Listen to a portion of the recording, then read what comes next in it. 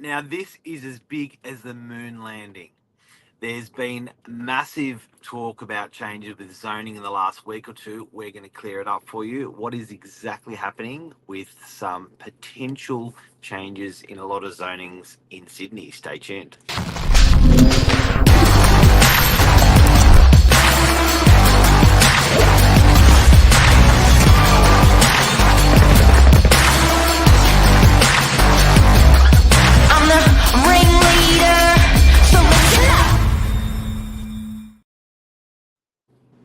All right, let's solve some problems this morning.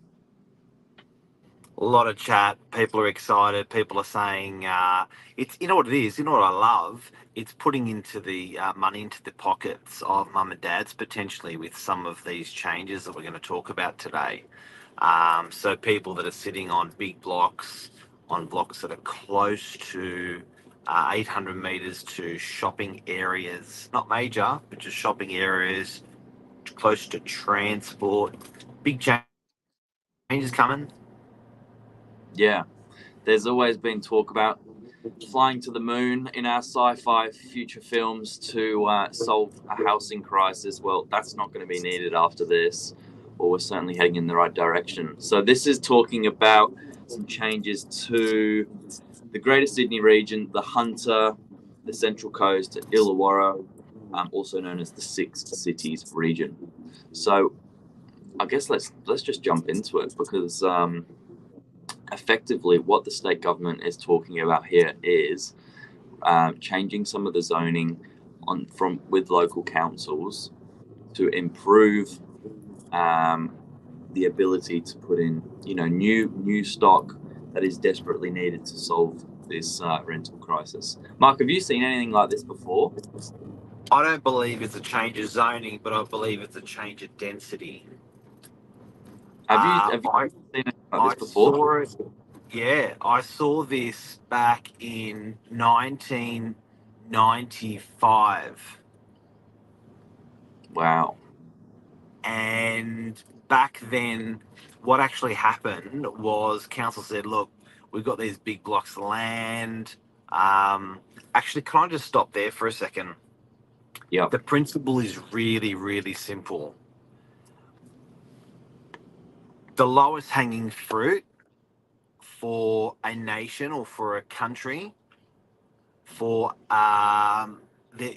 when there's huge net migration that we've got at the moment, which there generally has been in this country a lot of the time, but the lowest hanging fruit, it's very expensive. I said this a couple of weeks ago, but if you think about a spiral, right?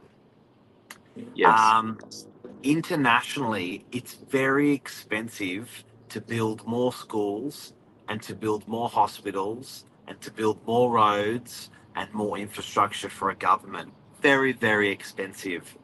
It is much, much, much, much more cheaper to allow for higher density in built up areas. To make the hospital 10 or 20% bigger, to make the railway, 10% bigger, sometimes not even needed, to make the transport system it's much to make the schools 10% bigger. It's much cheaper for government. So if you just remember in the front of your mind that principle, I'll take you now back to the 1995.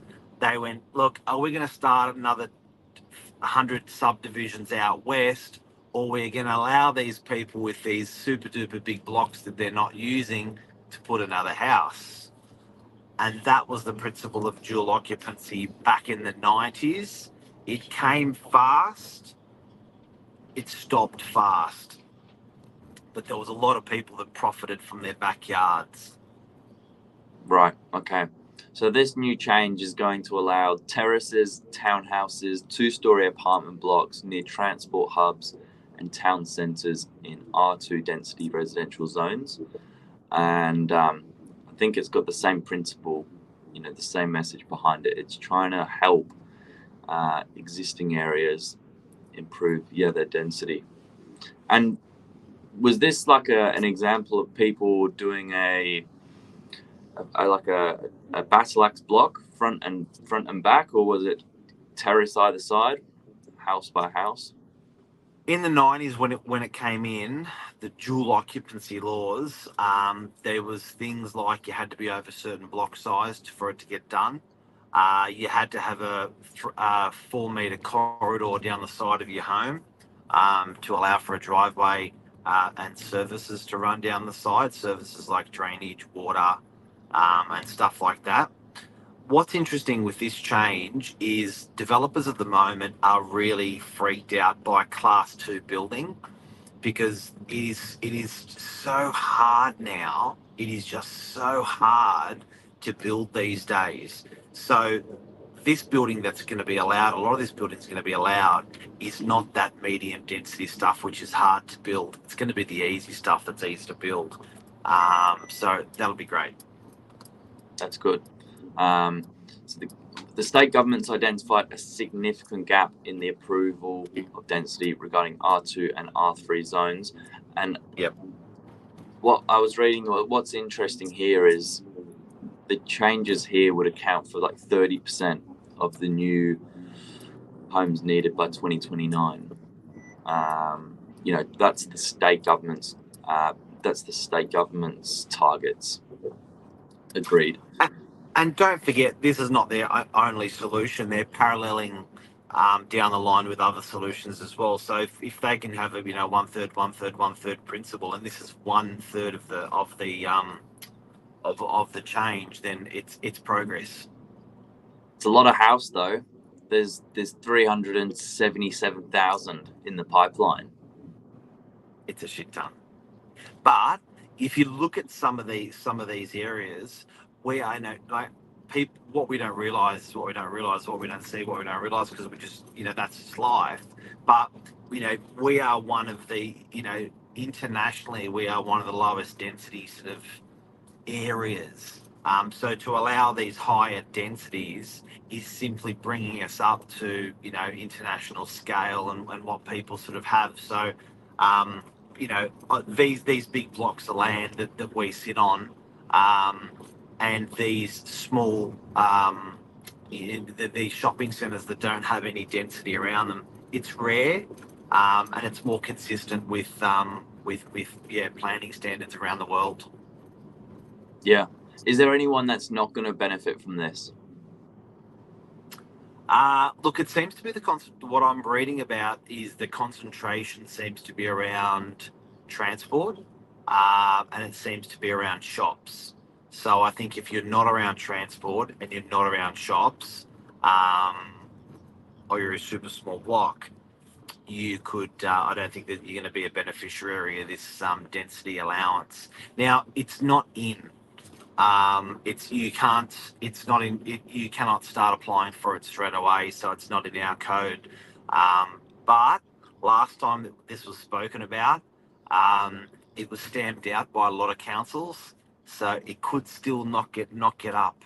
But I know that the planning minister's planning for it, but it still has to it will be enforced on local councils. But last time something like this happened, the local councils pushed back successfully. Yeah, okay. So it's not confirmed, but it certainly is being talked about. That's that's the change they're referring to, the change in R2 to R3.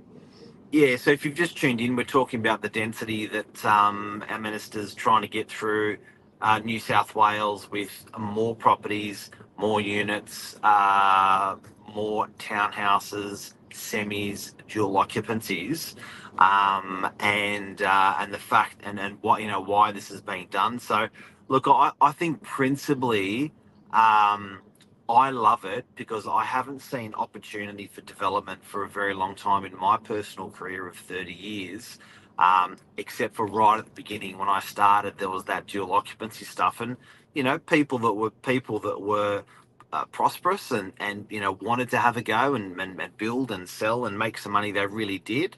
And it was allowing more rental properties in the grid.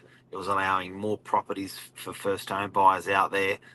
So it's I think it's pretty exciting for people that want to have a go when it comes into place as well. Yeah, well, it's an ambitious target. set by the state government, and this is maybe one way they're going to tackle it head on. 112,000 new homes this could potentially bring to the marketplace. Could happen right next door to you, under your nose, could be your property. So Yeah. definitely, I'd be holding on to properties on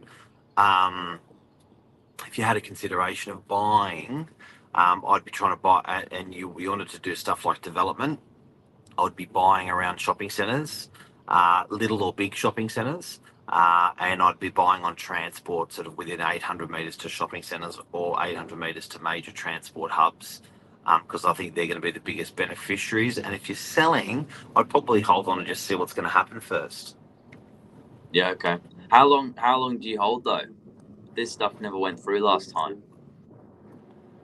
Do you reckon this is an answer that we'll get in weeks, months, quarters? I reckon it's a 12-month process.